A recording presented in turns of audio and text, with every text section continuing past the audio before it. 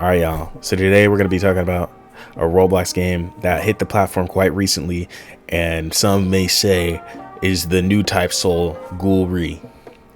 Now, this game currently sits at around like 30k players as I'm recording this video. Currently 22,000 players, and it has hit its 0.5 update, adding a new Kagane and a couple more things to progression. Now, Ghoul probably has to be one of the few games on this platform that was able to take a spot like this, where it has this amount of players, despite being probably one of the worst games to come out on Roblox in this genre. Despite this game seeming to be very similar to Type Soul, it is in a lot of ways, but it strips down the very essence of Type Soul to leave what I presume and I believe is just a husk of what Type Soul used to be. Ghoul takes the progression and the annoyance and the different requirements you have to do anything in Type Soul. It takes all those annoying elements of Type Soul, but takes out the built community, the interesting locations, the filled map. It leaves all these things for basically a mission board simulator that functions like an actual closed community game that was released to the public. The reason why I say this is because closed community games, you can basically get away with doing anything. I was in a closed community game for a long time, Seiji Force closed community Naruto game.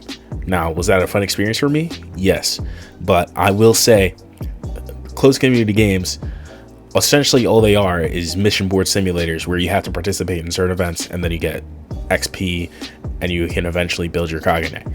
That's basically what Ghoul ended up releasing as. It released as a CC game with a tutorial. That's one of the few things it did better than Type Soul, is it actually had a tutorial.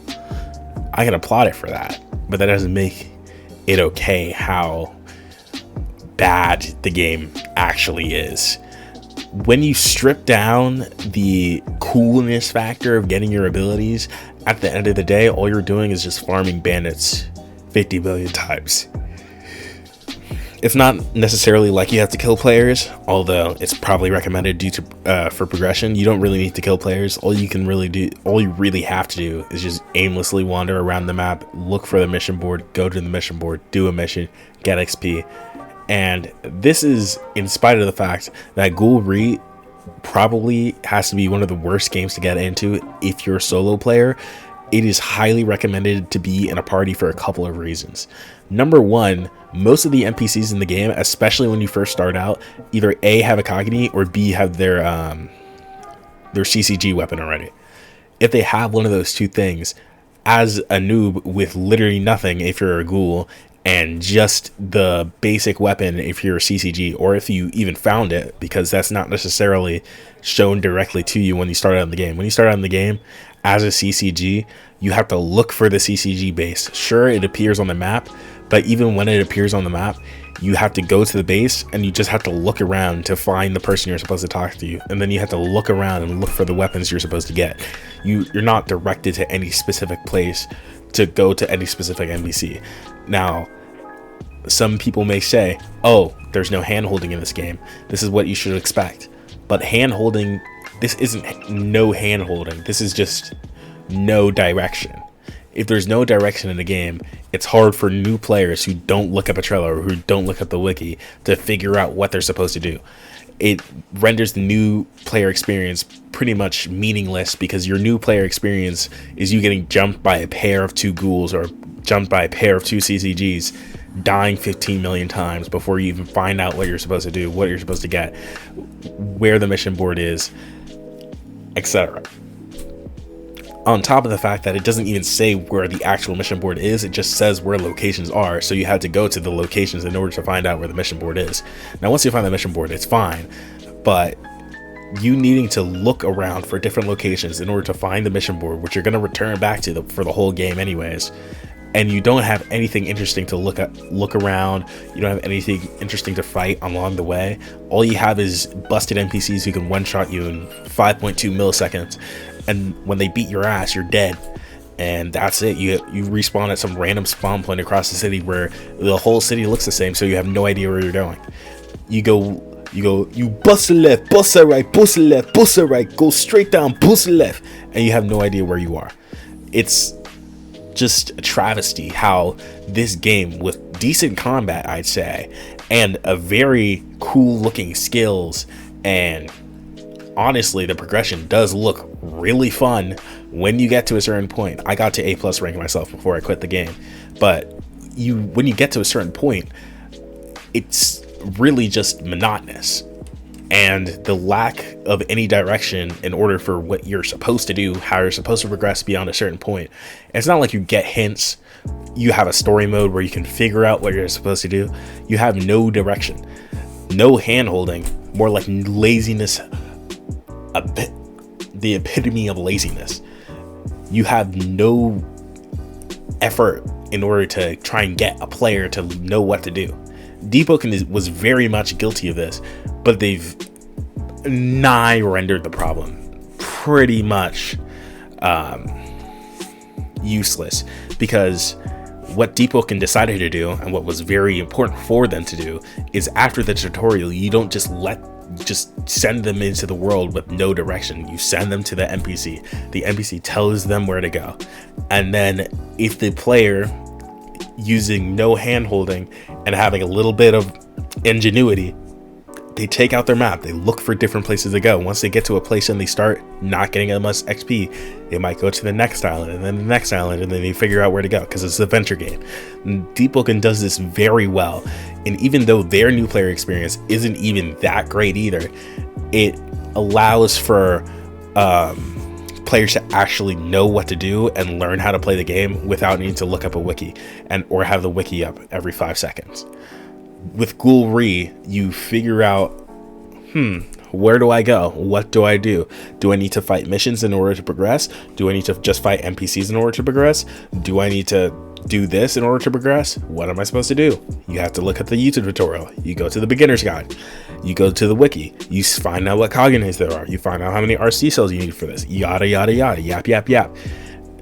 This whole hullabaloo in order to get to the very core of your game that any new player would love to be in, because I'm sure most new players, especially on Roblox, where these type of games are extremely popular, and clearly by the player count a lot of people would want to play, is so inaccessible that it leads to Ghoul just ending up being a horrible new player experience. And honestly, even when you get into the progression, for me as somebody who drops games now because I don't have time to just be playing Type Soul or Ghoul for 15 hours a day in order to get my new Kakuja and roll 15 times a day in order to get the favorite Kagane that I want. I don't have time for that. And these games are just a waste of time, because it's not like you're doing anything new, anything innovative. You don't have anything new to experience. There's no cool world. You're walking through a glorified base plate looking for NPCs, or looking for the mission board that leads you to more NPCs in order to just kill them, get RC cells, get XP, or participate in the one random mission you do where guess what? You don't even need to participate in the mission. You can just sit in the corner and then let your race win, and then boom, you got your mission XP. At the end of the day, what I'm trying to say is that this game definitely has the potential to rival a Type Soul. Even if Type Soul wasn't perfect, which I definitely have a lot of complaints about Type Soul and why I dropped that game as well, but it could rise to a more Deepwoken centric level at the very least. And Deepwoken's not even that great when it comes to the new player experience. They could at least rise to Deepwoken in terms of quality for a new player experience. I feel like parrying in these hardcore games, the Deepwoken started an infection where games decide to just be half games and then half baked on release, and then oh guys, well, we added a tutorial, we added a beginner class, we added a storyline. That is what you should have done when the game released. And once you do that, make sure to be like these hardcore games where it counts, where you actually have a decent endgame and decent PvP. I'm looking at you, Jujutsu Infinite. Don't just leave it at the storyline or at the NPCs. You need to have the NPCs be interesting to fight and have the end game combat be interesting to participate in. I don't want to just fight this guy, fight that guy, fight this guy, fight that guy in this unbalanced PvP state. I want to at least be able to have fun fighting my friends. And last but certainly not least, make sure that necessary parts of your progression are at the very least reasonable to obtain to, and don't require a 0.5% drop chance, or don't require you grinding for 15 million hours. I'm looking at you, Kakuja. I'm looking at you, domain expansion, or other maximum techniques in Jujutsu Infinite, or the special grade techniques, or a new Kagane that's actually good. That's not a common. It seems like these games have an issue with actually being able to give the players what they want and knowing where that should stop. Because Deepwoken, they do a thing where they have legendary weapons and then they just give them, it's basically just handing them out for free, honestly, with how easy these dungeons are. Don't be like Deepwoken, but also don't be like Ghoulry. Alright, that's it for today's video. See y'all next time. Peace.